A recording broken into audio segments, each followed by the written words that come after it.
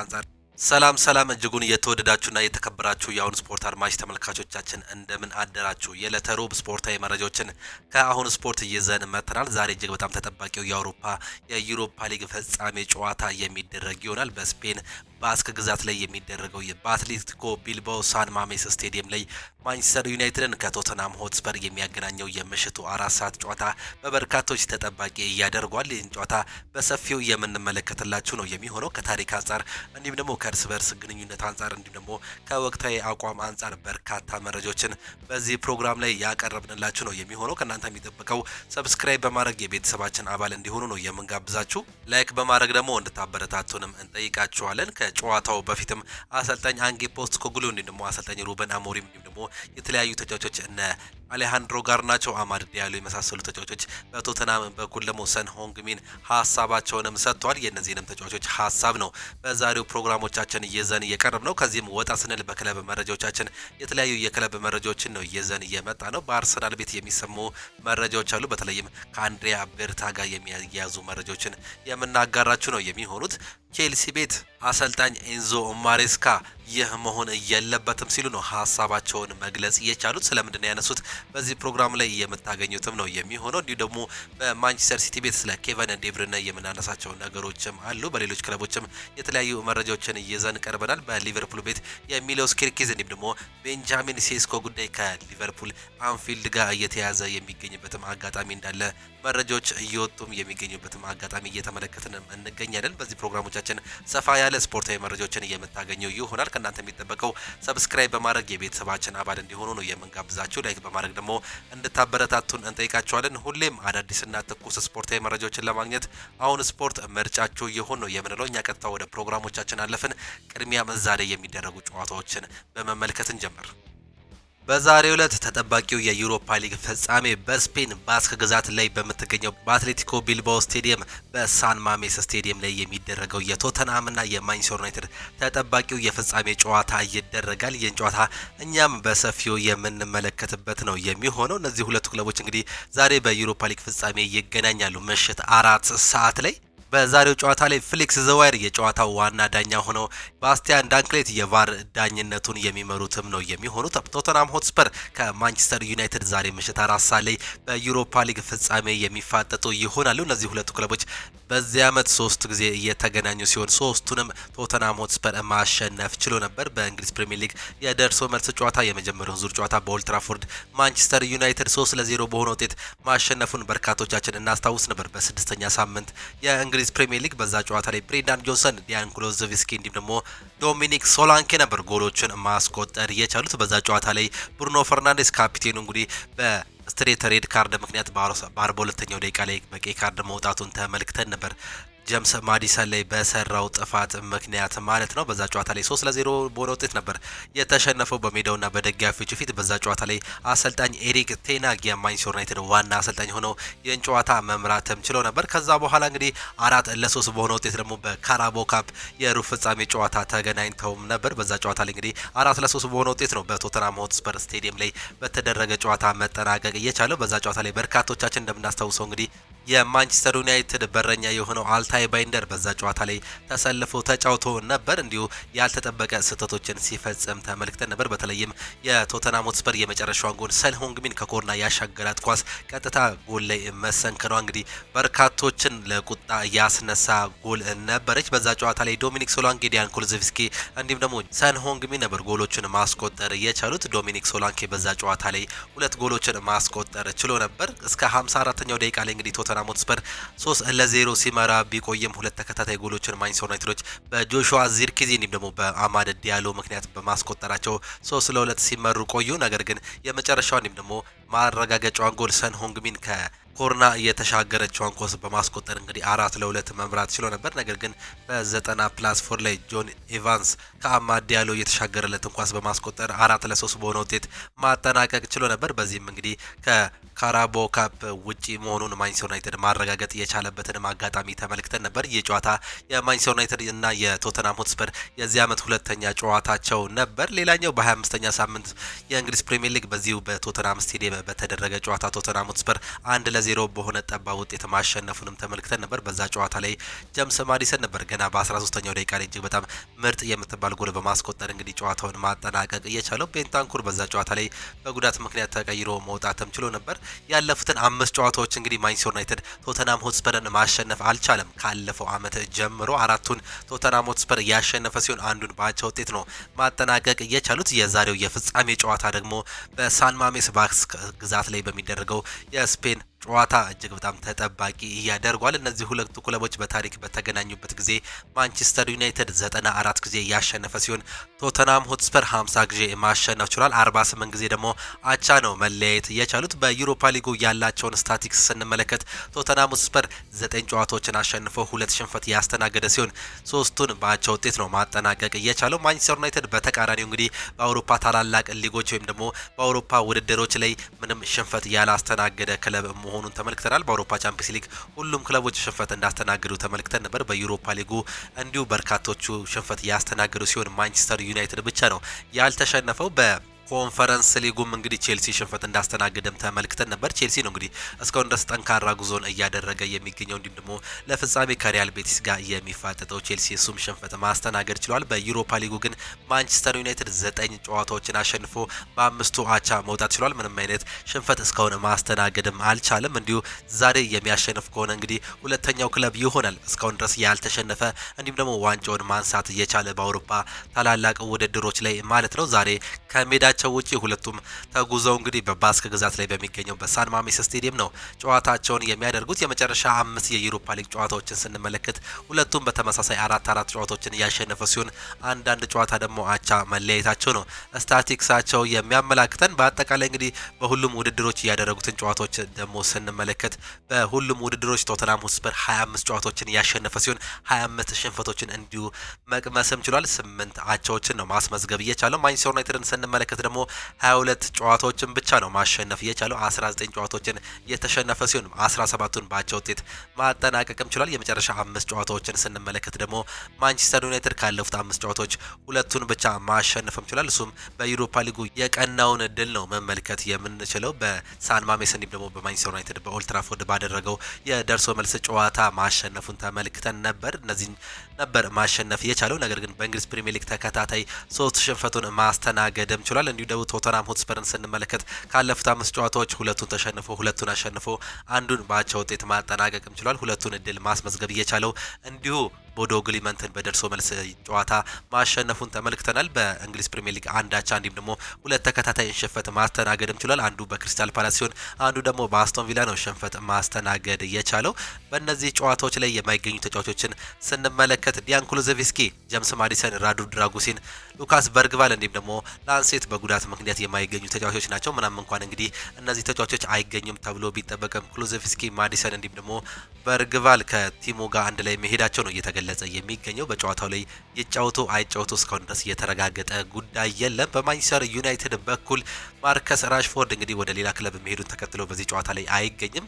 ሊሳንድሮ ማርቲኔዝ፣ ማቲያስ ደሊት፣ ሌኒ ዮሮ እንዲሁም ደግሞ ጆሹዋ ዚርክዚና ዲያጎ ዳሎ ጉዳት ላይ የነበሩ ተጫዋቾች ናቸው። ነገር ግን ትላንትና ዲያጎ ዳሎ፣ ማቲያስ ደሊት፣ ሌኒ ዮሮና ጆሹዋ ዚርክዚ ልምምድ መስራታቸውን ተከትሎ ምናልባትም ተቀይረው የመግባት እድል ይኖራቸዋል ሲሉ አንዳንድ ፍንጮች እየተናገሩም ነው የሚገኙት። በዚህ ሊግ ላይ ወይም ደግሞ በዩሮፓ ሊግ ላይ ከፍተኛ ጎል አግቢነቱን በሁለቱም ክለቦች በኩል እየመሩ የሚገኙ ተጫዋቾችን ስንመለከት በቶተንሃም በኩል ዶሚኒክ ሶላንኬ 5 ጎሎች እንዲሁም ደግሞ 4 አሲስቶች ያሉት ተጫዋች ነው። ጀምስ ማዲሰን 3 ጎሎች እንዲሁም ደግሞ 3 አሲስቶች ያሉት ተጫዋች ሲሆን ብሬንዳን ጆንሰን 4 ጎሎች እንዲሁም ደግሞ 1 አሲስቶች ያሉት ተጫዋች ነው። ተከላካይ ፔድሮ ፖሮ 2 ጎሎች እንዲሁም ደግሞ 3 አሲስቶች በማስመዝገብ እንግዲህ ተከታታይ ከ1 እስከ 4 ያሉ ደረጃዎችን መያዝም ችሏል። በማንቸስተር ዩናይትድ በኩል ካፒቴኑ ብሩኖ ፈርናንዴስ 7 ጎሎች እንዲሁም ደግሞ 4 አሲስቶችን በማስመዝገብ እንግዲህ በማንቸስተር ዩናይትድ በኩል እንዲሁም ደግሞ የዩሮፓ ሊጉን ኮከብ ጎል አግቢነት እየመራም ይገኛል። ራስመስ ሆይሉንድ 6 ጎል እንዲሁም ደግሞ 2 አሲስት በማስመዝገብ ሁለተኛ ደረጃ ላይ የተቀመጠ ሲሆን አሌሃንድሮ ጋርናቾ 1 ጎል እንዲሁም ደግሞ 4 አሲስቶችን ማስመዝገብ ችሏል። ማኔሎ ጋርቴ እንዲሁ በተመሳሳይ 1 ጎልና 4 አሲስቶችን በማስመዝገብ በማንቸስተር ዩናይትድ በኩል ከ1 እስከ 4 የተቀመጡ ኮከብ ጎል አግቢዎች ናቸው። በዩሮፓ ሊጉ በርካታ ጨዋታዎችን ያደረጉ ተጫዋቾችን ስንመለከት ፔድሮ ፖሮ 12 ጨዋታዎችን ያደረገው ሲሆን በማንቸስተር ዩናይትድ በኩል አሌሃንድሮ ጋርናቾ 14 ጨዋታዎችን ማድረግም ችሏል። ብሩኖ ፈርናንዴዝ በርካታ ደቂቃዎችን በመጫወት እንግዲህ ከነዚህ ሁለቱ ክለቦች የመጀመሪያውን ስፍራ ይይዛል። 1161 ደቂቃዎችን መጫወት ችሏል። ፔድሮ ፖሮ 1008 ደቂቃዎችን ነው መጫወትም የቻለው። ምንም እንኳን እነዚህ ሁለቱ ክለቦች በእንግሊዝ ፕሪሚየር ሊግ 17 እና 16ኛ ደረጃ ላይ ቢቀመጡም በዩሮፓ ሊጉ ፍጻሜ ላይ መገናኘትም ችሏል። እንዲሁ ደግሞ ከነዚህ ከሁለቱ አንዱ ደግሞ በአውሮፓ ቻምፒየንስ ሊግ 6ኛ ቲም ሆኖ እንግዲህ በሚቀጥለው ዓመት መሳተፋቸውን የሚያረጋግጡ ይሆናል። በእንግሊዝ ፕሪሚየር ሊግ በአሁኑ ዓመት 5 ክለቦች እንደሚሳተፉ ከተረጋገጡ በኋላ 6ኛው ክለብ በአሁኑ የሚረጋገጥም ይሆናል። ከቶተናም ሆትስፐር ወይም ደግሞ ከማንቸስተር ዩናይትድ አንዱ በሚቀጥለው ዓመት በአውሮፓ ቻምፒየንስ ሊግ የምንመለከታቸው ነው የሚሆነው። ማንቸስተር ዩናይትድ እንግዲህ ይህንን ቦታ ለመያዝ እንዲሁም ደግሞ አሰልጣኝ ሩበን አሞሪም ቀጣይ ዓመት ተጫዋቾችን ለማምጣት እንዲረዳቸው እንዲሁም ደግሞ ቲም ስፕሪታቸውን ከፍ ለማድረግ ይህ ዋንጫ አስፈላጊ ነው እያሉም ይገኛሉ። ምንም እንኳን 16ኛ ደረጃ ላይ አጠናቀን ይህ ዓመት መጥፎ ቢሆንም ምናልባት በትንሹም ቢሆን ይህ ዋንጫ ማግኘት ለኛ ጥሩ ጊዜን ሊያሳልፍልን ይችላል። ነገር ግን ዓመቱን ሙሉ ያሳየነውን አቋም አይቀይሮም ሲሉ ነው አሰልጣኝ ሩበን አሞሪም መናገር የቻሉት። አሰልጣኝ አንጌ ፖስቴኮግሉ በሄድኩባቸው ዓመታት ሁሉ በሁለተኛው ዓመት ዋንጫ ይቀናኛል የሚሉት እኚሁ አሰልጣኝ በዚህ ዓመትም እንግዲህ በፍጻሜ መድረስ ችሏል። በቶተንሃም ሆትስፐር ሁለተኛ ዓመታቸው ላይ በዚህም እንግዲህ ምናልባት ይህንን ዋንጫ ያሳኩ ይሆን በርካቶች ጥያቄውን እያነሱም ይገኛሉ። ቶተንሃም ሆትስፐር እንግዲህ ዋንጫ ካነሳ በርካታ ጊዜያትን ያስቆጠረ ክለብ ነው። ማንቸስተር ዩናይትድ ግን በዩሮፓ ሊጉ እንኳን በ2016-17 አንድ ዋንጫን ከአሰልጣኝ ጆዜ ሜሪኒዮ ጋር ያሳካበትንም ዓመት በርካቶቻችን እናስታውሳለን። ማንቸስተር ዩናይትድ በ2016-17 በአሰልጣኝ ጆዜ ሞሪኒዮ እየመራ እንግዲህ የዩሮፓ ሊግ ፍጻሜውን ማሸነፍ ችሎ ነበር። በዛ ጨዋታ ላይ በርካታ ተጫዋቾች ጉዳት ላይ እንደነበሩ ተመልክተን ነበር። በተለይም በማንቸስተር ዩናይትድ ወሳኝ ተጫዋቾች የምንላቸው እነ ኤሪክ ቤሊ፣ ኢብራሂሞቪች የመሳሰሉ ተጫዋቾች ጉዳት ላይ ቢሆኑም እንግዲህ ባላቸው ሰራዊት ተጠቅመው የዋንጫውን ማንሳታቸውን ተመልክተንም ነበር። በዚህም የዩሮፓ ሊግ አንድ ዋንጫ ያላቸው ክለቦችም መሆን ችለው ነበር። በ2022-23ም እንግዲህ ተሳትፎ ነበር በዚሁ በዩሮፓ ሊጉ። በዛ ጨዋታ ላይ እስከ ሩብ ፍጻሜ ላይ መሄድ ችለው ነበር። 12 ጨዋታዎችን ያደረጉ ሲሆን 8 ጨዋታዎችን አሸንፈው 2 ጨዋታዎችን ተሸንፈው እንዲሁ ደግሞ 2 ጨዋታዎችን አቻ በመውጣት እንግዲህ ማጠቃለል ችለው ነበር። እንዲሁ ደግሞ በ2021 ለፍጻሜ ደርሰውም ነበር ማንቸስተር ዩናይትድ በአሰልጣኝ ኦሌ ጉናር ሶልሻየር እየተመሩ። በዛ ጨዋታ ላይ በርካቶቻችን እንደምናስታውሰው እንግዲህ በፔናልቲ ነበር መሸነፍ የቻሉት 11 ፔናልቲዎችን በመምታት በመጨረሻው እንግዲህ የቀድሞ የማንቸስተር ዩናይትድ ወሳኝ በረኛ የነበረው ስፔናዊ ዴቪድ ዴሂያ በመሳቱ ምክንያት ዋንጫቸውን ማጣታቸው እንዲሁም ደግሞ እነ ብሩኖ ፈርናንዴዝ የሀዘን እንባ ሲያነቡ ተመልክተንም ነበር። በሁለተኛ ጊዜ አሰልጣኙን ቢቀይሩም እንግዲህ ብሩኖ ፈርናንዴዝ እየተመሩ ምናልባት ይህን ዋንጫ ለማሳካት ሁለተኛውን እድል ማግኘቱን ብሩኖ ፈርናንዴዝ እየተናገረም ይገኛል። ይሁን ዋንጫ እናነሳዋልም ሲሉ ነው ሀሳባቸውን እየገለጹ የሚገኙት። እንዲሁ በ2019-20 ጨዋታው እስከ ግማሽ ፍጻሜ ደርሰውም ነበር። ነገር ግን በግማሽ ፍጻሜ መሰናበታቸውን ነው መመልከት እየቻለው። ዩሮፓ ሊግ እንግዲህ በርካታ ጨዋታዎችን ያደረጉ ተጫዋቾችን ስንመለከት ማርከስ ራሽፎርድ በማንቸስተር ዩናይትድ በኩል 42 ጨዋታዎችን በማድረግ በዩሮፓ ሊጉ የሚጠቀስ ተጫዋች ነው። ሁለተኛ ደረጃ ላይ የሚቀመጠው ብሩኖ ፈርናንዴዝ ነው። ሶስተኛ ደረጃ ላይ ሁዋን ማታ የተቀመጠ ሲሆን 29 ጨዋታዎችን በማድረግ ደግሞ ሃሪ ማጌድ አራተኛ ደረጃ ላይ መቀመጥ ችሏል። ዛሬ የሚጫወት ከሆነ ደግሞ ከሁዋን ማታ ጋር ደረጃውን የሚስተካከል ነው የሚሆነው። ዴቪድ ዴሂያ 28 ጨዋታዎችን ያደረገ ሲሆን ሉክ ሾው 27 ጨዋታዎችን በማድረግ እንግዲህ ስድስተኛ ደረጃ ላይ መቀመጥ ችሏል። ቶፕ ጎል ስኮረር ወይም ደግሞ ከፍተኛ ጎል አግቢ በዩሮፓ ሊጉ ስንመለከት ብሩኖ ፈርናንዴዝ 16 ጎሎችን በማስመዝገብ በማንቸስተር ዩናይትድ በኩል አንደኛ ደረጃ ላይ የተቀመጠ ሲሆን በአስቶን ቪላ የሚገኘው ማርከስ ራሽፎርድ 14 ጎሎችን ማስቆጠርም ችሏል። አንቶኒ ማርሻል 7፣ ሄንሪ ሚኪታሪያን 6 እንዲሁም ደግሞ ራስመስ ሆይሉንድ እና ሜሰን ግሪንውድ 6 ጎሎችን በማስመዝገብ እንግዲህ በማንቸስተር ዩናይትድ በኩል የሚጠቀሱም ተጫዋቾች ናቸው። ከዚህ በፊት በ2010 በ1990 በ1980 እና በ1970ዎቹ እንግዲህ በዩሮፓ ሊጉ መሳተፍ እየቻለበትንም አጋጣሚ ማንቸስተር ዩናይትድ ተመልክተንም ነበር።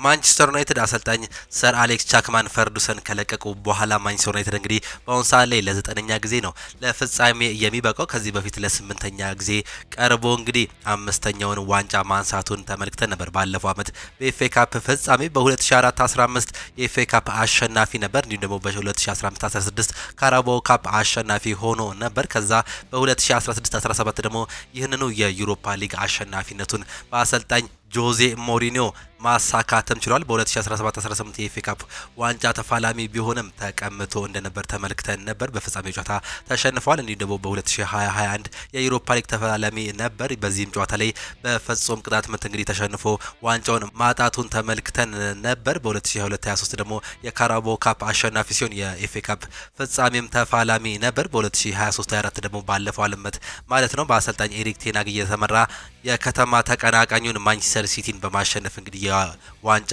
አሸናፊ እንደነበር ተመልክተናል። በተለይም ይህን ዋንጫ ማሸነፉን ተከትሎ አሰልጣኝ ኤሪክ ቴን ሃግ ወሳኙን የመቆያ ፊርማ ማከናወናቸውን ተመልክተንም ነበር። ከዛ በኋላ ነው እንግዲህ በዚህ ዓመት መሰናበት የቻሉት። በ2024-25 በዚህ ዓመት ደግሞ የዩሮፓ ሊግ ተፋላሚ በመሆን ከቶተናም ጋር የሚፋጠጡም ይሆናሉ። ባለፉት 10 ዓመታት ውስጥ እንግዲህ ለ9ኛ ጊዜ ነው ለዋንጫ ፍጻሜ የሚበቁት። 5ቱን ዋንጫም ማሳካተም ችሏል ማንቸስተር ዩናይትዶች።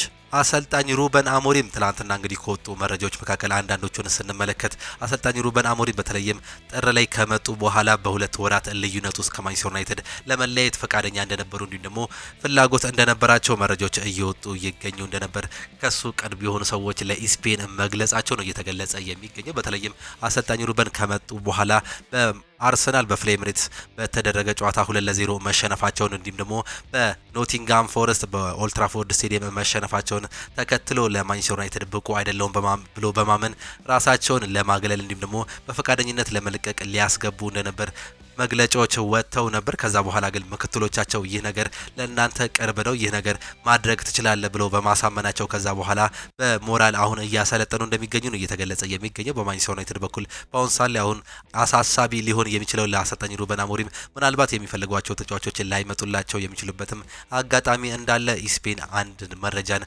አግኝቻለሁ ሲል ነው እየገለጸ የሚገኘው። ማንቸስተር ዩናይትድ በአሁን ሰዓት ላይ ከማቲያስ ኩኛ ጋር ኦልሞስት ዝውውሩን እንዳጠናቀቀ እየተገለጸ ይገኛል። ሌሎቹን እንግዲህ በአሁን ሰዓት ላይ የሚፈልጓቸው ነገሮች አሉ። በተለይም በዊንግ ባክነት በመስመር አጥቂነት የተለያዩ ተጫዋቾችን እየፈለጉ ይገኛሉ። በተለይም በአሁን ሰዓት ላይ ራስመስ ሆይሉንድ ጋር በተገናኘ እንግዲህ ይህ የማንቸስተር ዩናይትድ አጥቂ ምንም እንኳን ጎል ማስቆጠር ባይችልም ወደ ሌሎች ክለቦች ሊልኳቸው ይችላሉ። እሱን ተከትሎ ደግሞ የተለያዩ ተጫዋቾችን እያዩ ይገኛሉ። የኢፒስዊቹን የሆነውን ሊያም ዴላፕን እንዲሁም ደግሞ ሌላኛው አጥቂ የሆነውን የቀድሞ የሩበን አሞሪም አጋር የነበረውን ቪክተር ዮሆረስን ለማምጣት እንግዲህ ፍላጎታቸው ከፍ ማለታቸው ነው እየተገለጸ የሚገኘው። እነዚህን ተጫዋቾች ለማምጣት ካሁን ሰዓት ላይ ጀምሮ ጥረት እንደሚያደርጉ እየተገለጸ ሲሆን ምናልባት ማንቸስተር ዩናይትድ ይህንን ዋንጫ የሚያነሳ ከሆነ ወደ አውሮፓ ቻምፒየንስ ሊግ የሚሳተፍ ከሆነ ቪክተር ዮኮረስ ከአርሰናል ይልቅ የቀድሞ አሰልጣኙን ሩበን አሞሪምን ሊመርጥ የሚችልበትም እድል ሰፊ ሊሆን ይችላል። ይህም ነገር የሚሳካ ከሆነ ማንቸስተር ዩናይትድ ይህንን ወሳኝ አጥቂ በ2 ዓመት ውስጥ 105 የጎል አስተዋጽኦ ማበርከት የቻለውን ይህን ተጫዋች የግሉ ለማድረግ ሊቀለው እንደሚችል ነው እየተገለጸ የሚገኘው። ነገር ግን ይህንን ዋንጫ የማያገኝ ከሆነ ማንቸስተር ዩናይትድ ይህን ተጫዋች ማግኘትም አይችልም። በእርግጥ አሰልጣኝ ሩበን አሞሪም እኛ የምንፈልገው ለማንቸስተር ዩናይትድ የሚጫወት ተጫዋች እንጂ ቻምፒየንስ ሊግ መጫወት የሚፈልግ ተጫዋች አይደለም ሲሉ ስለዚህ ተጫዋች ሀሳባቸውን ገልጾ ነበር። ነገር ግን ምንም ይሁን ምን ይህን ተጫዋች እንደሚፈልጉት ነው በአሁኑ ሰዓት ላይ በስካይ ስፖርት እንዲሁም ደግሞ ኢስፔን መረጃዎች እየወጡ የሚገኙት። የመጨረሻውን ጨዋታ እናሸንፋለን ሲሉም የማንቸስተር ዩናይትድ ተጫዋቾች እየተናገሩ ይገኛሉ። ከነዚህ መካከል አማድ ዲያሎ፣ ቪክተር ሊንደሎፍ፣ አንድሬ ኦናና እና ሌኒ ዮሮ እንዲሁም ደግሞ ኮቢ ማይኖ ይገለጻሉ። እነዚህ ተጫዋቾች ይህን ዋንጫ ለማንሳት ካሁኑ ጓጉተናል፣ ይህን ጨዋታ ለመጫወት ብዙ ሙከራዎችን እያደረግን እንገኛለን፣ በዚህ ጨዋታ ላይ እንደምናረኮራችሁ ተስፋ እናደርጋለን። ምንም እንኳን የዚህ ዓመት ጥሩ ግስጋሴ ላይ ባንሆንም የመጨረሻውን ልናሳምርላችሁ ይገባል ሲሉ ነው ሀሳባቸውን መግለጽ እየቻሉት። በዛሬው ጨዋታ ላይ ትላንትና ልምምድ እየሰሩት ዲያጎ ዳሎ፣ ሌኒ ዮሮ እንዲሁም ደግሞ ጆሹዋ ዚርክዚ በቋሚ አሰላለፍ የመግባት እድላቸው ሊሰፋም ይችላል። በተለይም ጆሹዋ ዚርክዚ መመለሱ ምናልባት የራስመስ ሆይሉንድ ጉዳይ አጠያቂ ሊሆን ይችላል። በአሰላለፍ ውስጥ ላይገባበትም የሚችልበትም አጋጣሚ ሊኖር እንደሚችል ነው ኤል ካፒታኖ እየዘገበም የሚገኘው። ራስመስ ሆይሉንድ በእርግጥ በዩሮፓ ሊጉ 6 ጎሎችን ማስቆጠር ችሏል በዚህ አመት። ነገር ግን ይህን ነገር ያደርግ እንጂ የሚያሳያቸው አቋሞች ለማንቸስተር ዩናይትድ በቂ ያለመሆኑን ተከትሎ ጆሹዋ ዚርክሲ እንደ ፎልስ ናይን በማሰለፍ እንግዲህ በሮቴሽን አሰልጣኝ ሩበን አሞሪም ሊጠቀሙ የሚችሉበትም አጋጣሚ እንደሚፈጠር ነው እየተገለጸ የሚገኘው። ዲያጎ ዳሎ መመለሱን ተከትሎ የተከላካይ ስፍራቸውም በሌኒ ዩሮ እንዲሁም ደግሞ በኑሴር ማዝሬይ የመጠናከር እድሉን በወንሳሌ ለማንቸስተር ዩናይትድ ከፍተኛ እድል ሊሰጠውም ይችላል። ይህ ነገር ለማንቸስተር ዩናይትድ ከፍተኛ እድል እንደሆነ ነው እየተገለጸ የሚገኘው።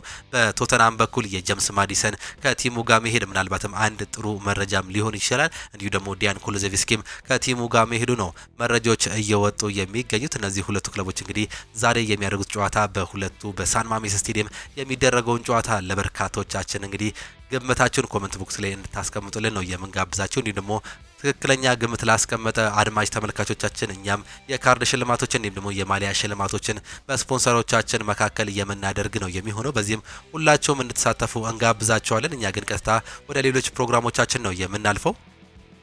በዛሬው ዕለት የሚደረገው የፍጻሜ ጨዋታን አስመልክቶ እንግዲህ አሰልጣኝ ሩበን አሞሪም እንዲሁም ደግሞ አሰልጣኝ አንጌ ፖስት ኮግሉ ሀሳባቸውንም ሰጥቷል። ዋንጫውን ካላሸነፍን ፍጻሜውን ማንም ትዝ አይለውም ሲል ነው አሰልጣኝ ሩበን አሞሪም የተናገረው። የቀያዮቹ ዋና አሰልጣኝ ነው ሩበን አሞሪም ቡድናቸው ፍጻሜን ማሸነፍ እንዳለበትም አሳስበዋል። ቶተናምን እናውቃቸዋለን ያሉት ሩበን አሞሪም እነሱን ቡድናችንን ያውቁናል፣ እኛም ጠንካራ ማንነት አለን፣ ስለዚህ ጥሩ ጨዋታ ይሆናል በማለትም ነው የተናገሩት። አክለውም ዋንጫውን ማሸነፍ አለብን፣ ካልሆነ ማንም ሰው ፍጻሜ ደረሱ ብሎ አያወራም፣ በተለይ ማንቸስተር ዩናይትድ ውስጥ ሲሉ ነው የተደመጡት። አሞሪም ከጉዳት ስለተመለሱ ተጫዋቾችም ሀሳባቸውንም ሰጥተዋል። ጆሹዋ ዚርክዚ ይመለሳል ብዬ አልጠበቅኩም ነበር፣ በጣም በፍጥነት ነው ያገገሙት። የፍጻሜ ጨዋታ ላይ የቡድን አካል ለመሆን በጣም ጠንክረው ሰርተዋል፣ በዚህም ደስተኞች ነን ሲሉ ነው የገለጹት። ማቲያስ ደሊት የቡድን ስብስብ አካል ሆነው ወደ ስፔን ባይጓዝም የቡድኑ አጋሮቹ እንዲሁም ደግሞ ቡድኖቹን ለመደገፍ ወደ ስፔን ባስክ ከመሄዱ ጋር መያያዙ የተገለጸ ሲሆን አሰልጣኝ ሩበን አሞሪም የዛሬ ዓመት ኤሪክ ቴን ሃግ ለኤፍኤ ካፕ ፍጻሜ ያለ አጥቂ እንደገባው እሱም ያደርግ እንደሆነ ሲጠየቅ ይህን ነገር በማለት ነበር መመለስ እየቻለው። ባለፈው ዓመት ላይ የተፈጠረው ነገር አሁን ላይ ምንም ለውጥ አይፈጥርም፣ ከቶተናም ጋር እንዴት እንደምንጫወት ነው የኛ ትኩረት ሲሉንም ሀሳባቸውም ገልጸዋል። አንድ ጋዜጠኛ ሩበን አሞሪም እንዲህ ሲል ጥያቄ አንስተውለት ነበር። ጋዜጠኛው እናንተ ዛሬ 9 ቁጥር አጥቂ ማጫወት ትችላላችሁ፣ ባለፈው ዓመት ይህ ነገር በኤፍኤ ካፕ ሆኖ ነበር ሲሉ ተጠይቀው እንግዲህ የኛ ጫወት ሲስተም እንደ ማንኛውም ሲስተም ኖርማል ነው፣ እንዲሁም ደግሞ ባህሪያችንን ሊቀያየር ይችላል፣ የምንጫወትበትን ሲስተም እንደ ሌሎች ክለቦች አይነት ነው ሲሉም ነው ሀሳባቸውንም በስፋት መግለጽም የቻሉት። ለማንቸስተር ዩናይትድ የዩሮፓ ሊግን ፍጻሜ ካላሸነፍክ ይቅርታ አድርግልኝና ይህ ትልቅ ስኬት አይደለም ሲሉም ሀሳባቸውንም ገልጿል። እዚህ ክለብ ውስጥ በጣም አስፈላጊው ነገር የፕሪሚየር ሊግ እንዲሁም ደግሞ የአውሮፓ ሻምፒየንስ ሊግን ማሸነፍ ብቻ ነው። ይህ የአውሮፓ ሻምፒየንስ ሊግ ተሳትፎን ሊሰጠን ይችላል፣ ነገር ግን የዩሮፓ ሊጉን ማሸነፍ ለማንቸስተር ዩናይትድ ለውጥ አያመጣውም ሲል ነው በዚህ ሰዓት ላይ አሰልጣኝ ሩበን አሞሪምም የተናገሩት። በዩሮፓ ሊግ ፍጻሜ ጨዋታ የእንግሊዙን ክለብ ቶተናምን ሆትስፐርን ለመግጠም ወደ ስፔን ባስክ የተጓዘውን የማንቸስተር ዩናይትድ ስብስብ ይፋ ተደርጓል። በዚህም መሰረት እንግዲህ ግብ ጠባቂ አንድሬ ኦናና፣ ቶም ሂተን ሚ እንዲሁም ደግሞ አልታይ ባይንደር በበረኛ ቦታ ላይ የተሳተፉ ወይም ደግሞ የተካለሉ ሲሆኑ በተከላካይ ቦታ ላይ ሃሪ አማስ፣ ፓትሪክ ዶርጎ፣ ዲያጎ ዳሎ፣ ጆኒ ኤቫንስ፣ ፍሬድሪክሰን፣ አይደን ሄቨን፣ ቪክተር ሊንድሎፍ፣ ሃሪ ማጉዌር፣ ኑሴር ማዝሪ፣ ሉክ ሾው እንዲሁም ደግሞ ሌኒ ኢዮሮ በተከላካይ ቦታ ላይ ተካተዋል። አማካዮች ካርሎስ ካሴሜሮ፣ ቶቢ ኮይለር፣ ኤሊክሰን፣ ብሩኖ ፈርናንዴስ፣ ኮቢ ማይኖ፣ ሜሰን ማውንት እንዲሁም ደግሞ ማኑኤል ኡጋርቴ የተካተቱ ሲሆን በአጥቂ ቦታ ላይ አማድ ያለው፣ አሌሃንድሮ ጋርናቾ፣ ራስመስ ሆይሉንድ እንዲሁም ደግሞ በጉዳት ላይ የነበረው ጆሹዋ ዚርክዚ መካተታቸው ነው በትላንትናው ዕለት ይፋ መደረግ የቻለው። እነዚህ ተጫዋቾች እንግዲህ በዛሬው ጨዋታ ላይ ቤስት 11 ውስጥ የመግባት እድል አላቸው ተብሎ የሚጠበቁም ተጫዋቾች ናቸው። ቶተናም ከገባህ ዋንጫ አትበላም ለሚለው ምላሽ እንሰጣለን ሲል ሚኪ ቫንደቢን ሀሳቡንም ሰጥቷል። በትላንትናው ዕለት የቶተናም ተከላካይ ስፍራ ተጫዋች የሆነው ሚኪ ቫንደቢን ቡድናቸው ክለቡ የማይታመንበትን የዋንጫ አሸናፊነት መለወጥ እንደሚፈልግ ነው የገለጸው። ቶተናምን ስቀላቀል ሰዎች መቼም ቢሆን ዋንጫ አታሸንፍም ብለው መሳለቅ ይጀምራሉ የሚለው ተጫዋቹ አሁን ላይ ለነሱ ምላሽ የምንሰጥበት ጊዜም ደርሷል ሲልም ተናግሯል። አክሎም በቶተናም ቤት ያለንን ነገር አስተሳሰብ መቀየር እንፈልጋለን ሲል ፍጻሜው ማሸነፍም እንደሚፈልጉም ሲሉም ሚኪ ቫንደቤን አያይዞ መናገርም ችሏል። የሰሜን ለንደን ክለብ ቶተናም ወሳኝ የመሃል ሜዳ ተጫዋች የሆነው ሉካስ በርግቫል ከዛሬው የፍጻሜ ጨዋታ ውጪ መሆኑ ነው የተገለጸው። ተጫዋቹ ባጋጠመው ጉዳት ምክንያት ለረጅም ጊዜ ከሜዳ ርቆ መቆየቱም አይዘነጋም። በሌላ በኩል ኢስማኤል አሳር ለፍጻሜ ጨዋታ ዝግጁ መሆኑን አሰልጣኝ አንጌ ፖስቶኮግሉም ተናግሯል። አሰልጣኝ አንጌ ፖስቶኮግሉ ሲቀጥሉም እዚህ የመጣ ነው ዋንጫ ለማሸነፍ ነው ሲሉ ነው በፕሬስ ኮንፈረንስ ላይ ሀሳባቸውን መስጠት የቻሉት። የሰሜን ለንደን ክለብ ቶተናም ዋና አሰልጣኝ የሆኑት አንጌ ፖስቶኮግሉ የዛሬው የፍጻሜ ጨዋታ በፊት አስተያየታቸውን ሰጥተው ነበር። አሰልጣኝ አንጌ ፖስቶኮግሉ ምን አለው የሚለውን ስንመለከት ወደ ክለብ የመጣሁበትን ዋነኛ ዓላማ የማሳካት አንድ እድል አኘኝ፣ ወደዚህ የመጣሁትም ዋንጫ ለማሸነፍ ነው ሲሉ ነው ከትናንትና የፕሬስ ኮንፈረንሳቸው ላይ ሀሳባቸውን መስጠት የቻሉት። ከክለቡ ጋር ብለያይም የትም ቦታ ሆኜ ዋንጫ ለማሸነፍ ጥረት ማድረግ እቀጥላለሁ። የኔ የወደፊት ቆይታ ለውጥ አያመጣም። አሁን ላይ በጣም አስፈላጊው ነገር ለክለቡ እንዲሁም ደግሞ ደጋፊው ልዩ ነገር የማምጣት እድሉን መጠቀም ነው። በቶተናም ውስጥ የጀመርኩት ሴራ አሁንም ገና አልተጠናቀቀም። ዋንጫዎችን ካጣን ከኃላፊነት አለቅም። ቶተናምን በሁሉም ቦታ ተፎካካሪ የማድረግ ስራው አሁንም አንድ ዋንጫን ስራውን ሊያጠናቀቅም አይችልም ሲሉ አሰልጣኙ መናገር ችሏል።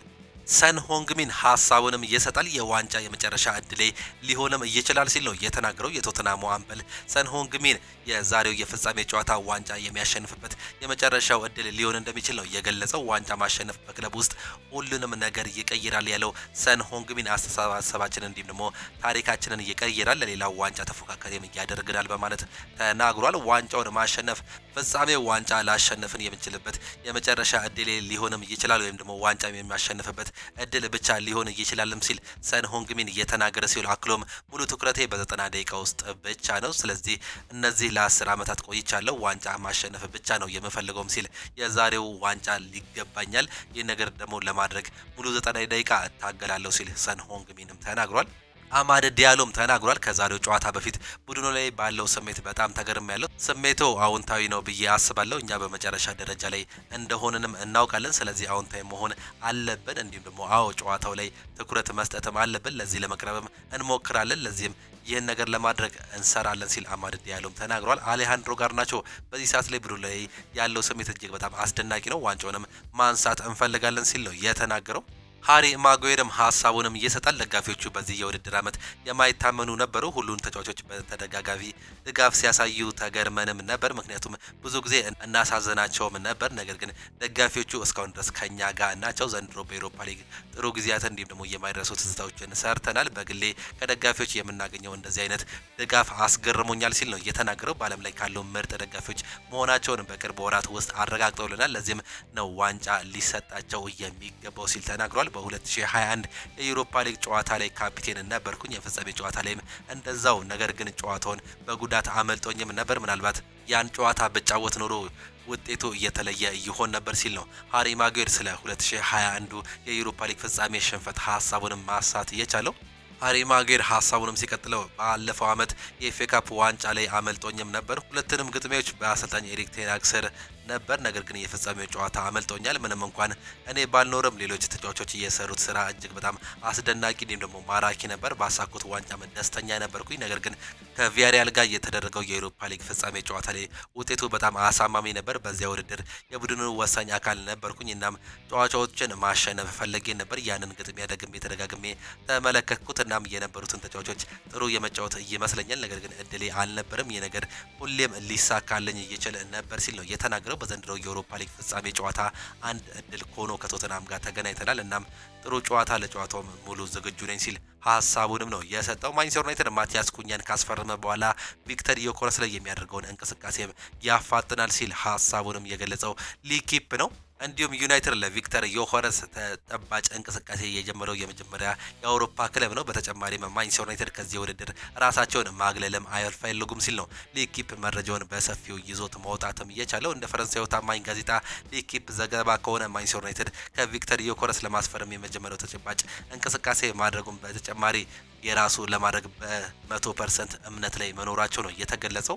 ማንቸስተር ዩናይትድ አሁንም ኪሳራ ውስጥ ነው የሚገኘው። ማንቸስተር ዩናይትድ አስቀድሞ ከፈጸማቸው ዝውውሮች ሳይከፍል የቀረ 300 ሚሊዮን ፓውንድ ተደምሮ ያለበት ዕዳ 1 ቢሊዮን ፓውንድ በላይ መሆኑ ነው የተገለጸው። ሆኖም ክለቡ በዚህ ዓመት በሰራው የቀለቀን እንዲሁም ደግሞ የሰራተኞች ቅነሳ 160 ሚሊዮን ፓውንድ ገቢ ያገኛል ተብሎም ይጠበቃል። እናም ዩናይትድ ለስድስት ተከታታይ ዓመታት ኪሳራ ውስጥ ሆኖ እንደሚቀጥል ያሳያል። ክለቡ በአጠቃላይ በ6 ዓመታት 450 ሚሊዮን ፓውንድ ከስሯልም ነው ሜል ስፖርት ይዞት የወጣው መረጃ የሚያሳየው። ኬቨን ዴብሪን መንገድ በስሙ ተሰይሞለታል። ማንቸስተር ሲቲ ለታሪካዊ የመሃል ሜዳ ተጫዋች ኬቨን ዴብሪን መንገድ በስሙ መሰየሙ ነው የተገለጸው። ማንቸስተር ሲቲ ለኬቨን ዴብሪን ክብር በክለቡ አካዳሚ ውስጥ ያለውን አንዱን መንገድ በስሙ መሰየሙ ነው የተገለጸው። ኬቨን ዴብሪን በተጨማሪም ከክለቡ የህይወት ዘመን ነፃ የስቴዲየም ትኬት እንደተሰጠውም ይታወሳል። ቤልጂየማዊ አማካይ ኬቨን ዴብሪን ትላንት ምሽት በኢታድ ስቴዲየም የመጨረሻ ጨዋታውንም አድርጎም ነበር።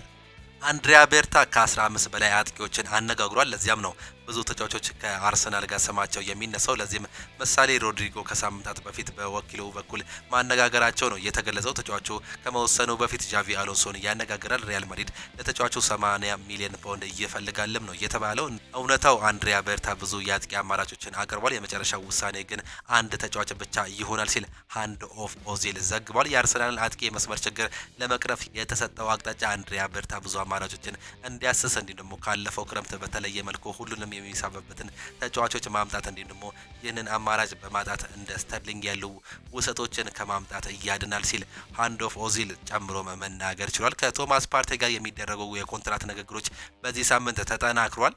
የፓርቴ ወኪልም በእሁዱ ጨዋታ ተገኝቶም ነበር። በሁለቱም በኩል መፍትሄ ለማግኘት እየሰሩም ይገኛሉ። ምንም ስምምነት ባይደረጉም ሁለቱ ወገኖች ፓርቴ በለንደን እንዲቆየም ይፈልጋሉ ሲል ቻርልስ ዋትስ ይዞት የወጣው ዘገባም ያሳያል።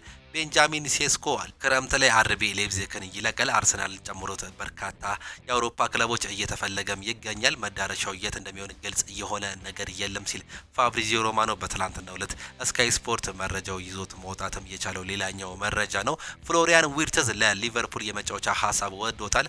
ሊቨርፑል እሱን ለማስፈረም እስከ መጨረሻው ይሞክራሉ። የገንዘብ ችግር የለም ሲል ሉዊስ ስቲል ይዞት የወጣው ዘገባም ያሳያል። ፍሎሪያን ዊርትዝ ምናልባትም ወደ ሎስ ብላንኮቹ የሚሄድም እድል ይኖረዋል። ትላንትና በወጣ በብሬኪንግ ኒውስ መሰረት ሪያል ማድሪዶች አንድ አማካይ ይፈልጋሉ። ምናልባትም የተጫዋች አሰልጣኙን ተከትሎ እንግዲህ ወደ ሎስ ብላንኮቹ የሚሄድም እድል ይኖረዋል። እስካሁን ድረስ ባየር ሊቨርኩሰን የሚጠይቀው 150 ሚሊዮን ዩሮ ለበርካቶቹ አዳጋች ሊሆን ይችላል። በዚህም የተነሳ እንግዲህ መዳረሻው እስካሁን ድረስ የት እንደሆነ አልታወቀም። ማንቸስተር ሲቲ ሚሎር ኪርኪዝን ለማስፈረም ከሊቨርፑል ጋር መፋለም ይፈልጋል። ማንቸስተር ሲቲም ጥያቄ አቅርቧል። እናም የሊቨርፑል እውነተኛ ተቀናቃኞች ሆነው ይቆጠራሉ ሲል አንድ ዘገባም ይዞት መውጣት ይችላል። ሊቨርፑል ቤንጃሚን ሴስኮን ወደ አንፊልድ ለማምጣት ከፍተኛ ፍላጎት አላቸው። ካለፈው ዓመት ጀምሮ እየጠበቁትም ነበር። ዋጋው 100 ሚሊዮን ዩሮ ብቻ ነው ሲል ዴቭ በኦኩፕ ዘገባ ላይ ይዞት የወጣው መረጃም ሌላኛው መረጃ ነው። ኤንዞ ማሬስካ በጨዋታ ቀኑ ደስተኛ አይደለንም ሲሉ ነው የገለጹት። የሰማዮቹ ዋና አሰልጣኝ ኤንዞ ማሬስካ የኮንፈረንስ ሊግ ጨዋታ ፍጻሜ የሚያደርጉበት ቀን ከፕሪሚየር ሊግ ጨዋታ ጋር መቃረቡ እንዳላስደሰታቸውም ተናግሯል። ሪያል ቤቲስ አርብ፣ እኛ ደግሞ እሁድ መጫወታችን አላስደሰተኝም ሲሉ አሰልጣኝ ኤንዞ ማሬስካ ቅሬታቸውንም ገልጸዋል። የኮንፈረንስ ሊግ የፍጻሜ ጨዋታ ቀጣይ ሳምንት ረቡዕ እንደሚደረግም ይታወቃል። እሁድ የሪያል ቤቲስ እንዲሁም ደግሞ አትሌቲኮ ማድሪድን ጨዋታ ለመታደም ስፔድ ማድሪድም ነበርኩኝ። አሰልጣኝ ኤንዞ ማሬስካ አያይዞም በፍጻሜው ጨዋታ ፊሊፕ ጀርጌንሰን በቋሚ ግብ ጠባቂነት እንደሚሰለፍም አረጋግጧል። ቼልሲን ጨምሮ ብዙ ትልልቅ ክለቦች ኤሚሊያኖ ማርቲኔዝን ማስፈረምም ይፈልጋሉ። በረኛው ሻምፒየንስ ሊግ የሚሳተፍ እንዲሁም ደግሞ ለዋንጫ የሚፎካከር ክለብ መግባትም ይፈልጋል ሲል ዲዮሮአስ ዘገባውን ይዞት መውጣትም ችሏል። ቼልሲ የሮድሪጎን ቆይታ በቅርበት እየተከታተሉ ሲሆን ይፋዊ ጥያቄ ለማቅረብም እያጤኑበት ይገኛሉ። በእርግጥ ንግግሮች ገና አልተጀመሩም። ነገር ግን ስለ ዝውውሩ ሁኔታ ለመረዳት በቼልሲ ሰዎች እንዲሁም ደግሞ በተጫዋቹ ወኪሎች መካከል ንግግሮችም ነበሩ። ኤንዞ ማሬስካ ስለ ኢማኑኤል ፔሌግሪኒ ሀሳባቸውንም ይሰጣሉ። ከሱ ጋር በፍጻሜ መገናኘት ልዩ ነው። ከኢማኑኤል ፔሌግሪኒ ጋር 4 ዓመታትን አሳልፋለሁ። በሙያው ላይ በታሪኩ ምክንያት በተለይም ምርጥ ሰው ስለሆነ ለእኔ ማመሳከሪያ ነው። ትላንትና ከኢማኑኤል ፔሌግሪኒ ጋር ተገናኘው። እውነቱን ለመናገር በጣም እንቀራረባለን። ቀደም ባለው ጊዜያትም ብዙ ተነጋግረናል። ወደፊትም አብረን የምንሰራ እድል ሊኖርም ይችላል ሲል ስለ ቀድሞ የክለብ አጋሩ ሀሳባቸውንም ሰጥተዋል። ኤንዞ ማሬስካ ሲናገሩም ከማንቸስተር ዩናይትድ ጨዋታ ጀምሮ ተጫዋቾቻችንን አላየዋቸውም። ዛሬ ነው የማያቸው። በግል ጉዳይ ትላንትና እስከዚህ ድረስ አልነበርኩም። ትኩረታቸውን ኖቲንጋም ፎረስት ላይ ብቻ ነው የሚያደርጉት። ያንን ጨዋታ ከጨረሰን በኋላ ወደ ፍጻሜው እንገባለን። ስለ ፍጻሜው ጨዋታ ላወራችሁ ወይም ደግሞ ላወራችሁ የምንችልበት እድል አይኖረኝም። በአሁኑ ሰዓት ላይ የኖቲንጋሙ ጨዋታ ይበልጣል ብዬም አስባለሁ ሲሉ ተናግረዋል። ሪያል ቤቲስ አርበኝ ደግሞ እሁድ መጫወታችንም አሁንም ደስተኛ አይደለንም ሲሉ ሀሳባቸውንም መግለጹም ችለዋል። ኤንዞ ማሬስካ በንኩንኩ እንዲሁም ደግሞ ማርክ ጉዩ ላይ ሀሳባቸውንም ሲሰጡ በአሁኑ ሰዓት ማርክ ጉዩ እንዲሁም ደግሞ ክሪስቶፈር ንኩንኩ በስልጠናው መሳተፍ ጀምረዋል። ነገር ግን ሁለቱም አሁንም 100% ዝግጁ አይደሉም ሲሉ ሀሳባቸውንም ገልጸዋል። ስለ ኮንፈረንስ ሊጉም መጨረሻ ሲናገሩ ዋናው ግብ በእርግጠኝነት ከቼልሲ ጋር የአውሮፓ ውድድር እንደገና ማሸነፍ ነው። ለክለቡ፣ ለደጋፊዎቹ፣ ለሁሉም ሰው አስፈላጊው ነገር ትክክለኛውን አቅጣጫ እየሄደን እንገኛለን። ይህንን ውድድር ዓመት ተጫዋቾች ዋንጫዎችን እንዲያሸንፉ ረድቷል። የአሸናፊነት አስተሳሰብ ለመገንባት ብቸኛው መንገድ አሁን ላይ ለመጨረሻ እርምጃ ተቃርበናል። ዋንጫውንም እንደምናሸነፍ ተስፋ አድርጋለሁ ሲሉ ነው የተናገሩት። የአውሮፓ ፍጻሜን ስትጫወት አንድ ቡድን ከ48 ሰዓት በላይ ሊኖረው የተለመደ ነው ብለህ ታስባለህ ተብሎ ተጠይቆም በፍጹም አይደለም። ዩኤፋ፣ ላሊጋ፣ የእንግሊዝ ፕሪሚየር ሊግ ሁላቸውም የተለያየ ሕግ አላቸው። ይህን ነገር እኔ አላውቅም ሲሉ ነው የተናገሩት። ኤንዞ ማሬስካ ሰኞ ዕለት የአትሌቲኮን ነው የሪያል ቤቲስን ጨዋታ ለመመልከት ማድሪድ ተገኝቼ ነበርም ሲሉም በጨዋታው ላይ ተናግሯል። ወደ ጣሊያን አልመለስም ሲል ሪካርዶ ካላፊዮሪ ሀሳቡን ሰጥቷል። የጣሊያኑ የተከላካይ ስፍራ ተጫዋች የሆነው ሪካርዶ ካላፊዮሪ በአርሰናል ቤት ደስተኛ መሆኑን ነው የገለጸው። ወደ ጣሊያን ሊግ አልመለስም ሲል የገለጸው ሪካርዶ ካላፊዮሪ በአርሰናል ቤት በጥሩ ሁኔታ ደስተኛ ነኝ በማለትም ተናግሯል። አክሎም በዓለም ምርጡ ሊግ ውስጥ ወይም ልዩነት እየፈጠርኩ እገኛለሁ ሲል አስተያየቱንም ሰጥቷል። በቀላሉ እየጎለበት እየተሻሻልኩ ነው። በዚህ ደግሞ ደስተኛ ነኝ። በምርጫዬ እርግጠኛ ነበርኩኝ።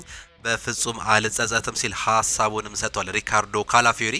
አርሰናል በዚህ ክረምት ክለቡን ለማጠናከር ቢያንስ በአራት ቦታዎች ላይ ተጨማሪ ተጫዋቾችን ለማምጣት የሚያስፈልገውን ገንዘብ ለአዲሱ ለስፖርቲንግ ዳይሬክተር አንድሬ ቤርታ ተመድቦለታል ሲል ሳምዲን ሀሳቡንም ሰጥቷል። ኦሊ ዋትኪንስ አርሰናል አሁንም የፊት መስመር ላይ እንደ አማራጭ ከያዛቸው አጥቂዎች አንዱ ቢሆንም አሁን ላይ ካለው ሁኔታ አንጻር አርሰናል ኦሊ ዋትኪንስን ለማስፈረም ወደ ዋትኪንስ የመመለሱ እድል አነስተኛ ነው ሲል ይሁ ጋዜጠኛ ሳምዲን ሀሳቡንም በትላንትናው ዕለት ይዞት መውጣትም ችሏል። ዊሊያም ሳሊባ ባለፉት 3 ዓመታት ለዋንጫ እየተቃረበን ግን ማሳካት አልቻለም። ቀጣዮቹን ዓመታት ግን ዋንጫ እንደምናሸንፍ እርግጠኞች ነን ሲል ነው የተናገረው። ማንቸስተር ዩናይትድ ለማቲያስ ኩኛ ውል ማፍረሻ 62.5 ሚሊዮን ፓውንድ ለወልቭስ ለመክፈት ተዘጋጅቷል። ማቲያስ ኩኛ ጥያቄውን ተቀብሏል። በተጫዋቾች በኩል ንግግሮች እያለቁ ነው ሲል ፋብሪዚዮ ሮማኖ በትላንትናው ዕለት እንዲሁም ደግሞ ዛሬ ይዞት በወጣው መረጃ ማረጋገጥም ችሏል። አልታይ ባይንደር ዳግም ወደ ቱርክ ሊመለስ የሚችልበት እድል እንዳለ አንዳንድ ምንጮች እየተናገሩ ይገኛሉ። በቱርክ ሊግ ውስጥ ከሚገኙ ትላልቅ ክለቦች ውስጥ የሚጠቀሱት ቤሺክታሾች ቱርካዊውን የማንቸስተር ዩናይትድ በረኛ አልታይ ባይንደርን በክረምት የዝውውር መስኮት ማስፈረምም ይፈልጋሉ። ቤሺክታሾች አልታይ ባይንደርን ዋነኛ የዝውውር ኢላማም አድርገውታል። ማንቸስተር ዩናይትዶች ከአልታይ ባይንደር ዝውውር 6 ሚሊዮን ፓውንድ ዋጋ ይፈልጋሉ። ነገር ግን ቤሺክታሽ ለአልታይ ባይንደር ዝውውር 3 ሚሊዮን ፓውንድ ዋጋ ማቅረቡ ነው መረጃዎች እያሳዩ የሚገኙት። ጋሪ ኔቨል ለማንቸስተር ዩናይትድ የክረምት ዝውውር መስኮት ሀሳቡንም ሰጥቷል። በክረምቱ ብዙ ማሻሻያዎች ያስፈልጋሉ። አሰልጣኙ ይህን መጥፎ አጫወት እንዲቀይር እንዲሁም ደግሞ በሚፈልገው መልኩ ጥሩ አጫወት እንዲጫወት ቢያንስ 5 ወይም 6 ተጫዋቾች ያስፈልጉናል። በትንሹ 2 አጥቂዎች፣ አንድ የመሃል ሜዳ ተጫዋች፣ ዋና አንገብጋቢ ቦታ ላይ ደግሞ 2 የመስመር ተከላካዮች እንዲሁም 2 የመሃል ተከላካዮች ያስፈልጉታል። በትንሹ 6 ተጫዋቾች የግድ ያስፈልጉታል ሲል ነው ጋሪ ኔቨል ስለ ማንቸስተር ዩናይትድ እንዲሁም ደግሞ አሰልጣኙ ሀሳቡንም የገለጸው። ፓትሪክ ኤቭራ የፍጻሜ ጨዋታችንን አስመልክቶ ተከታዩን ደም የሚያሞቅ ንግግር ለተጫዋቾች አስተላልፏል። ተፋለሙ ለመለያው። በዓለም ላይ ከሚገኙ የማንቸስተር ዩናይትድ ደጋፊዎች እንዲሁም ደግሞ ለማንቸስተር ዩናይትድ ሕዝብ ስትሉ ደማችሁንም ክፈሉ። ይህ ነገር ግዴታችሁ ነው። ምንም ይሁን ምንም ሰበብ አያስፈልግም። ማሸነፍና ማሸነፍ ብቻ ከማንቸስተር ዩናይትድ እንጠብቃለን በነገው ጨዋታ ሲል ሀሳቡንም ሰጥቷል። ፓትሪክ ኤቭራ ከፌብራሪ 2020 አንስቶ በአውሮፓ 4 ታላላቅ ሊጎች ውስጥ የግብ ዕድል የፈጠሩ እንዲሁም ደግሞ ብዙ የጎል አስተዋጽኦ ያበረክቱ አማካዮችን ስንመለከት ብዙ የጎል አስተዋጽኦ በማበረከት ካፒቴን ብሩኖ ፈርናንዴዝ በአንደኛ ስፍራ መቀመጥ ሲችል ከዛ ጊዜ አንስቶ 112 የጎል አስተዋጽኦ ማበርከትም ችሏል። ብዙ የግብ ዕድሎችን በመፍጠር አሁንም ካፒቴን ብሩኖ ፈርናንዴዝ በአንደኛ ደረጃ ላይም ነው መቀመጥ የቻለው። 535 የግብ ዕድሎችንም ከዛ ጊዜ አንስቶ መፍጠርም ችሏል። ብሩኖ ፈርናንዴዝ እንግዲህ ከ2020 ከማንቸስተር ዩናይትድ ጋር በጥር የዝውውር መስኮት ከተቀላቀለ ጀምሮ እስካሁን ድረስ ባደረጉት ጨዋታዎች ላይ ብቸኛው እንዲሁም ደግሞ ከፍተኛ ቁጥር እየያዘ ተጫዋች መሆኑ ነው እየተመለከትን የምንገኘው። በዚህ ዓመት ምንም እንኳን ማንቸስተር ዩናይትድ 16ኛ ደረጃ ላይ ይቀመጥ እንጂ በፕሪሚየር ሊጉም ብዙ እድል በመፍጠር አንደኛ ደረጃ ላይ መቀመጡንም ተመልክተናል። ይህንንም መረጃ ዘ ቴሌግራፍ ነው ይዞት መውጣት የቻለው።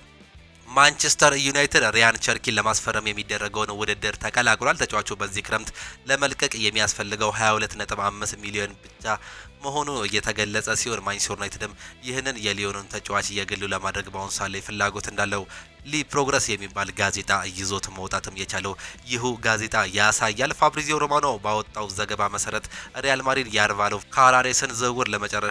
ካራሬስን ዝውውር ለመጨረስ ከፍተኛ ጥረት እያደረገ መሆኑን ከተጫዋቹም ጋር በግል ጥቅማ ጥቅሞች ዙሪያ ከስምምነት ላይ እንደደረሰ ተነግሯል። ቤኔፊካ በበኩሉ 50 ሚሊዮን ዩሮ እየጠየቀ ሲሆን አሁን ላይ ድርድሮች መቀጠላቸው እንዲሁም ደግሞ ስምምነቱ የጊዜ ጉዳይ እንደሆነ ፋብሪዚዮ ሮማኖ እየተናገረ ይገኛል። የቀድሞ የማንቸስተር ዩናይትድ ተጫዋች የሆነው አልቫሮ ካራሬስ በማንቸስተር ዩናይትድ ተፈላጊ ነበር በጥር የዝውውር መስኮት ላይ። ነገር ግን በአሁን ሰዓት ላይ አሰልጣኝ ሩበን አሞሪም ይህን ተጫዋች አለመፈለጋቸውን ተከትሎ መተዋቸው ይገለጻል። ነገር ግን ሪያል ማድሪዶች የዚህ ተጫዋች ሁነኛ ፈላጊ ሆነው ነው ብቅ ማለትም የቻሉት። አማድ ዲያሎ ሀሳቡንም ይሰጣል። እንደ ማንቸስተር ዩናይትድ ያለ ክለብ በየአመቱ ሻምፒየንስ ሊግ መጫወት ያለበት ይመስለኛል። ትልቅ ክለብ ነው። በየአመቱ በአውሮፓ ሻምፒየንስ ሊግ መጫወት ይገባዋል። ይህን ዋንጫ ካነሳን በሚቀጥለው የውድድር ዘመን ሻምፒየንስ ሊግ እንደምንጫወት ስለምናውቅ ይህን ዋንጫ ለማሳካት የምንችለውን ሁሉ ለማድረግ እንጥራለን፣ ዝግጁም ነን። ይህንን ለደጋፊዎቻችን እንዲሁም ደግሞ ለእኛ ለሚተጉ ሁሉ እናደርጋለን ሲል አማድ ዲያሎ ተናግሯል። እንደ አስ ዘገባ ከሆነ ሮድሪ በትላንትናው ዕለት የማንቸስተር ሲቲ ስብስብ ውስጥ እንደተካተተ ተገልጿል። ትላንትና ማንቸስተር ሲቲ በሜዳው ኢታድ በበርንማውዝ ከሚደረገው ጨዋታ ላይ የተጫዋች የሚኖር መሆኑ ነው መረጃዎች እየወጡ የሚገኙት። ከበርካታ ወራት በኋላ የተጫዋች ከክለቡ ጋር አንድ ላይ በመሆን ልምምድ መስራቱ ይፋ ተደርጓል።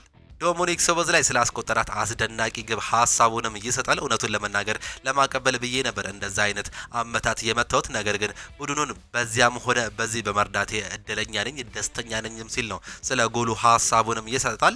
ዶሚኒክ ሶቦስላይ ስለ ጨዋታውም እንዲህ በማለት ነበር የተናገረው። በቅድሚያ ባስተናገረው ሽንፈት እጅጉን አዝነናል ማለት አንችልም፣ ነገር ግን እዚህ ድረስ የተጓዝነው አሸንፈን ለመውጣትም ነበር። እስከ 70ኛው ደቂቃ ድረስ 3 ነጥቡን ይዘን የመመለስ ስንል የሚገባውን እንቅስቃሴ ጨዋታ አሳይተንም ነበር። ነገር ግን የገጠምነው ቡድን ከኛ በተሻለ ጥሩ መንቀሳቀስ ችሎ ነበር።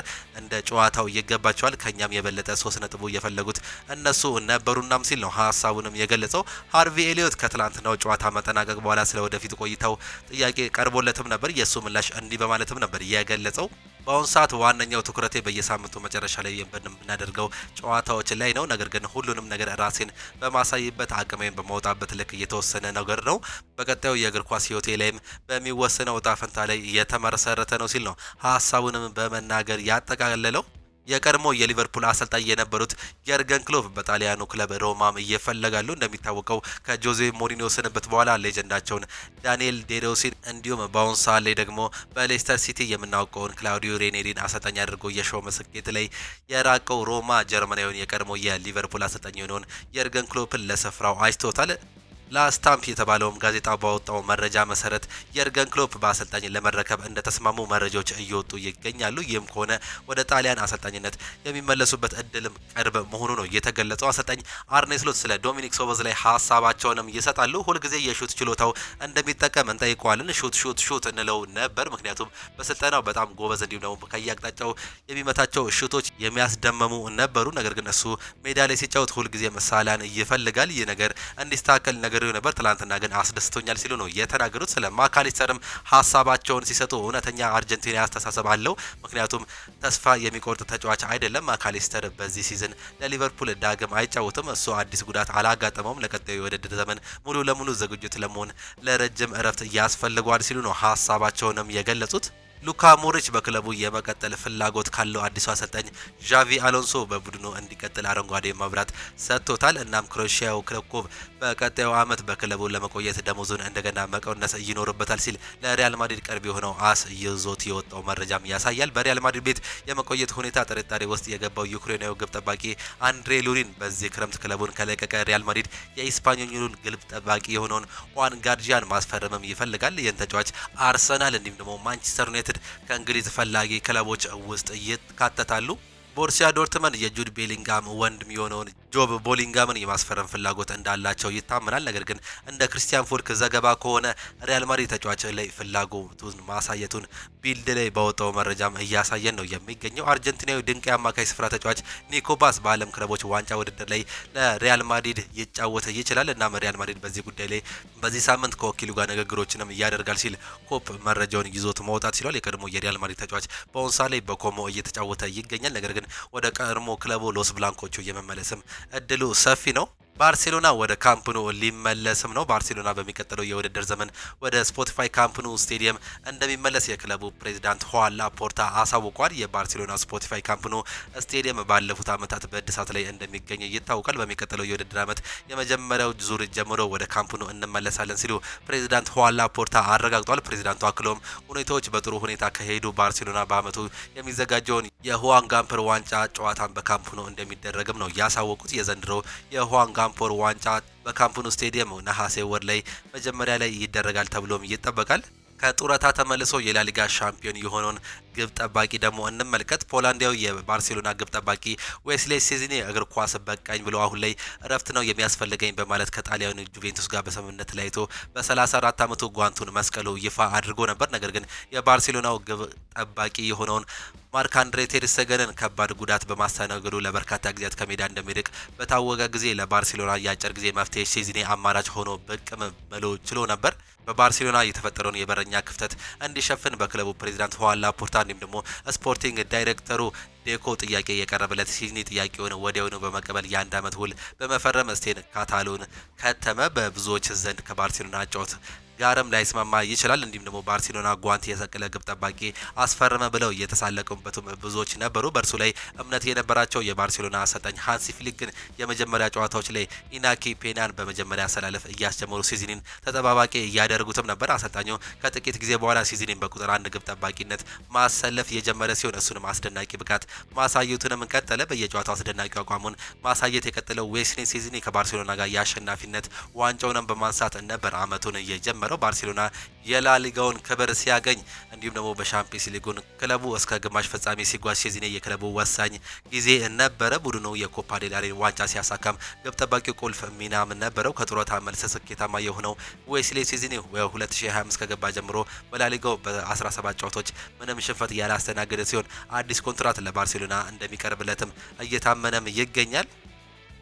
የተወደዳችሁና የተከበራችሁ የአሁኑ ስፖርት አድማጭ ተመልካቾቻችን ለዛሬ የነበረን ስፖርታዊ መረጃዎቻችን ይህንን ይመስሉ ነበር። ፕሮግራሞቻችን እንዴት አያችኋቸው? ሀሳብ አስተያየታችሁን ኮመንት ቦክስ ላይ ልታጋሩን ትችላላችሁ። የዛሬ ፕሮግራሞቻችን ይህንን ይመስሉ ነበር። ዛሬ ተጠባቂ ጨዋታ አለ። በተለይም በስፔን ባስክ ግዛት ላይ የሚደረገው በሳን ማሜስ ስቴዲየም ቶተናም ሆትስፐር ከማንቸስተር ዩናይትድ ጋር የዩሮፓ ሊግ ፍጻሜ ጨዋታም ይደረጋል። በዚህ ጨዋታ እንደተዝናኑ እንዲሁም ግምታችሁን እንድታስቀምጡ ነው የምንጋብዛችሁ። ትክክለኛውን ግምት ለሚያስቀምጥልን አድማጭ ተመልካቾቻችን እኛም የካርድ ሽልማት እንዲሁም ደግሞ የማሊያ ሽልማቶችን የምናበረክትበትን አጋጣሚ ፈጥረናል ከስፖንሰሮቻችን ጋር በመተባበር ማለት ነው። በዚህም ሁላችሁም እንድትሳተፉ እንጋብዛችኋለን። እኛ ግን የዛሬ ፕሮግራሞቻችን በዚሁ ጨረስን። በከሳት ፕሮግራሞቻችን እስከምንገናኝ ድረስ ቻው ቻው። መልካም ጊዜ፣ መልካም ውሎ ይሆንላችሁ።